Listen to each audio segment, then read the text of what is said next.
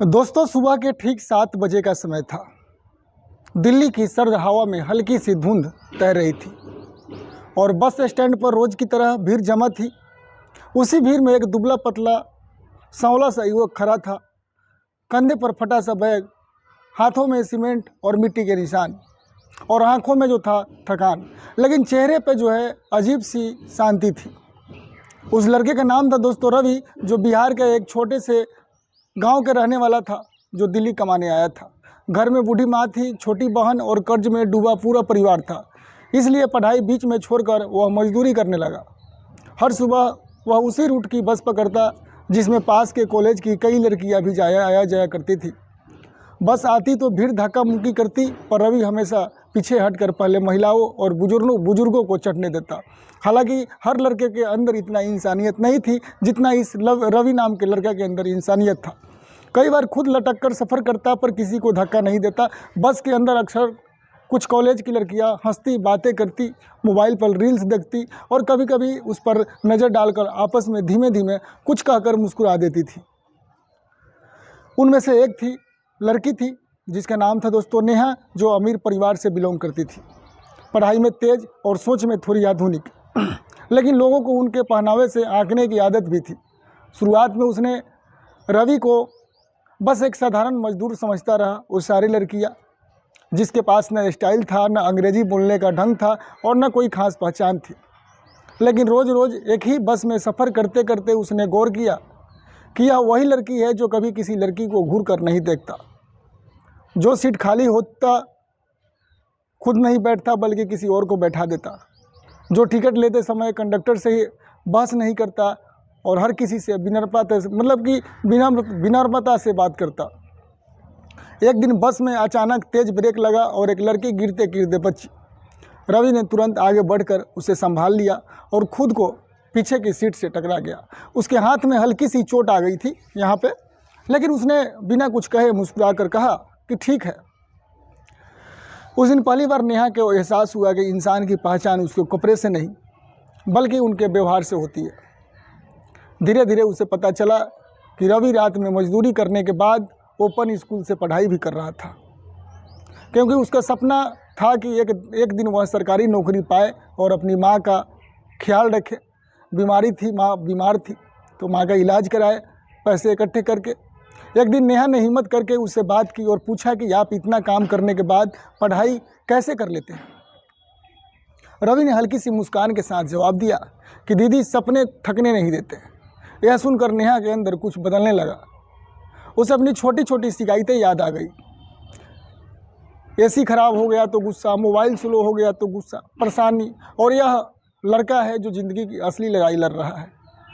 कुछ दिनों बाद बस में एक घटना हुई जिसने सबको हिला कर रख दिया। 2 मनचले लड़के बस में सफ़र कर रहे थे और उस बस में चढ़ा और कॉलेज की लड़कियां पर फालतू का बात कसने लगा। पूरा बस में जो बैठे लोग असहज महसूस करने लगा, लेकिन कोई आगे नहीं आया। तभी रवि ने शांत लेकिन सख्त आवाज़ में उन लड़कों को रोका और कहा कि बस में बहन बेटियां सफ़र कर रही है, अपनी हद में रहो भाई। बात बढ़ी तो उसने कंडक्टर को बुलाया और बाकी यात्रियों को भी समर्थन लिया। मनचले अगले स्टॉप पर उतर गए। उस दिन बस की कई लड़कियों की नज़रों में रवि के लिए सामान साफ दिख रहा था। नेहा ने पहली बार दिल से कहा कि थैंक यू। रवि ने बस इतना कहा, इंसान होने का फ़र्ज़ था।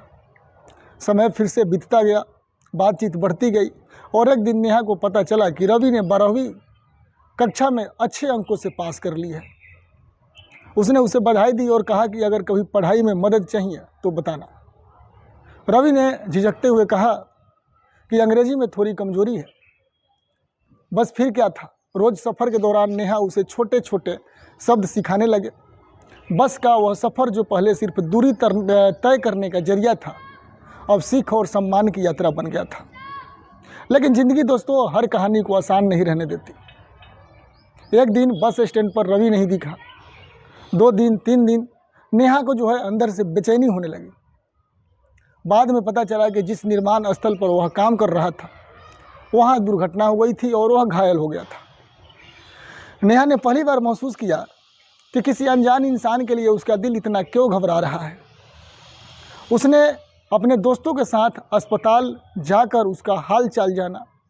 रवि ने उन्हें देखकर कहा कि मैं ठीक हूँ दीदी, बस थोड़ा आराम की ज़रूरत है। उसकी आंखों में वह विनम्रता थी। उस दिन नेहा ने महसूस किया कि असली ताकत पैसों से नहीं, चरित्र से होती है। कुछ महीनों बाद रवि ने पढ़ाई करने के बाद प्रतियोगी परीक्षा पास कर ली और एक छोटी सी सरकारी नौकरी मिल गई बेचारे को। अब वह उसी बस में सूट पहन कर जाता था, लेकिन उसके चेहरे की सादगी वही थी। लड़कियां जो पहले हंसती थी अब सम्मान से नमस्ते करती थी। नेहा ने एक दिन मुस्कुराकर कहा कि अब तो आप बड़े आदमी बन गए हो रवि भैया। रवि ने जवाब दिया कि नहीं दीदी, मैं वही हूँ, बस जिम्मेदारी थोड़ी बढ़ गई है। देखो दोस्तों, कितना समझदार लड़का था जो यहाँ तक उस लड़कियों लोग को इतना अच्छा नेचर से लेकर आया। तो दोस्तों, यह कहानी किसी को डराने के लिए नहीं थी। यह कहानी हमें सिखाती है कि ज़िंदगी में किसी को उसके कपड़े, पैसे या बाहरी रूप से मत आकिए। हर मजदूर के पीछे एक कहानी होती है, हर संघर्ष के पीछे एक सपना होता है। जो इंसान हालात से लड़ रहा है वह कमज़ोर नहीं होती, बल्कि सबसे ज़्यादा मजबूत होता है। अगर आप भी कभी बस, ट्रेन या सड़क पर किसी साधारण दिखने वाले इंसान को देखें तो याद रखिए दोस्तों, हो सकता है वह अपनी ज़िंदगी का सबसे बड़ा अध्याय लिख रहा हो। सम्मान दीजिए, क्योंकि सम्मान मुफ्त है, लेकिन उसका असर बहुत गहरा होता है। दोस्तों यही इस कहानी का सार है कि असली आकर्षण पैसे या स्टाइल में नहीं होती है, बल्कि ईमानदारी, मेहनत और चरित्र में होता है। तो दोस्तों, कहानी मैं आपको सुनाया हूँ ताकि आप लोग भी रूबरू हो और कुछ सीख लो। क्योंकि दोस्तों, आप लोग भी रोड में घूमते हैं, फिरते हैं, कभी बस से सफ़र करते हैं, कभी ट्रेन से सफ़र करते हैं, तो कहीं कुछ करते हैं। तो कैसा लगा दोस्तों कहानी आप लोगों को? और चैनल पे नए हैं तो चैनल को सब्सक्राइब कर दीजिएगा। और कहानी अच्छा लगा तो दोस्तों ज़्यादा से ज़्यादा शेयर भी कीजिएगा, कमेंट भी कीजिए कहाँ से आप लोग देख रहे हैं। क्योंकि बड़ी जिज्ञासा से, बड़ी मन से कहानी आप लोग के लिए लाते हैं। पता नहीं आप लोग देखते हैं कि नहीं देखते हैं, मुझे मज़ा नहीं आता है दोस्तों, क्योंकि आप लोग लाइक सपोर्ट नहीं कर रहे हैं तो क्या मज़ा है। फिर भी कोशिश कर रहे हैं, मज़ा देंगे आप लोग, एक दिन टेंशन मत लीजिए।